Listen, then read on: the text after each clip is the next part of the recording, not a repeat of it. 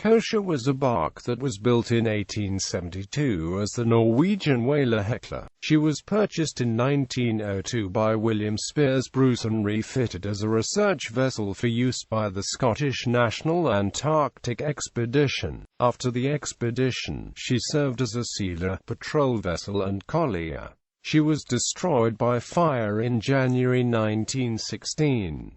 Description: the ship was 139 feet 6 inches, with a beam of 28 feet 9 inches. She had a draft of 15 feet 6 inches. The ship was assessed at 375 GRT. History: Hekla was built as a barque in 1872 by Jørgensen and Amp P. Knudsen, Drammen for SS Svensson of Sandefjord. She was used as a sealer, making voyages to the east coast of Greenland from 1872 to 82 and to Scoresby Sound in 1892.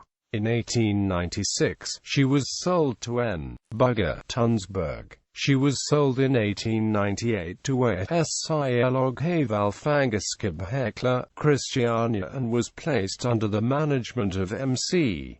Tiva. Hekla was sold in 1900 to Hekla Sandefjord, operated under the management of Anders Markussen. In 1902, she was purchased by William Spiers Bruce for Kr 45,000. She was renamed Scotia and was rebuilt by the Ailsa Shipbuilding Company for use as a research vessel by the Scottish National Antarctic Expedition. The ship was strengthened internally, with beams 25 inches thick added to resist the pressure of ice whilst in the Antarctic. A new steam engine was fitted, which drove a single-screw propeller. It could propel the vessel at 7 knots. The work was supervised by Fridtjof Nansen. When the conversion of the ship was complete, she was inspected by Collier.She, who had prepared Fram for Nansen's 1893 expedition to the Arctic. Thomas Robertson was appointed captain of Scotia. He had 20 years' experience of sailing in the Arctic and Antarctic on board the whalers Active and Bellarena. Sea trials of the rebuilt ship were conducted in August 1902.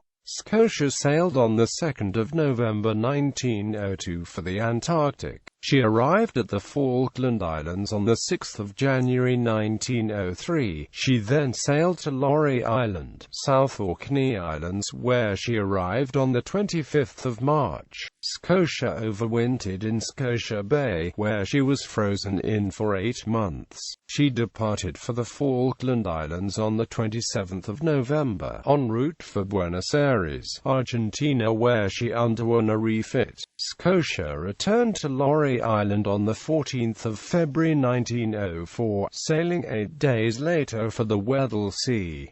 She departed from the Antarctic on the 21st of March. Calling at St. Helena in June, she arrived at Millport, Cambrai, Ayrshire on the 21st of July, and was escorted by a number of ships to her final destination of Goruk, Renfrewshire. Following the expedition, it was planned that Scotia would see further use by the universities of Scotland as a research vessel. However, she was sold by auction in an effort to recoup some of the costs of the expedition. She served as a sealer and whaler until 1913, operating off the coast of Greenland. Following the loss of Titanic, she was then chartered by the Board of Trade for use as a weather ship on the Grand Banks of Newfoundland, warning shipping of icebergs. A Marconi wireless was installed to enable her to communicate with stations on the coast of Labrador and Newfoundland. Following this, she became a collier, sailing between the United Kingdom and France.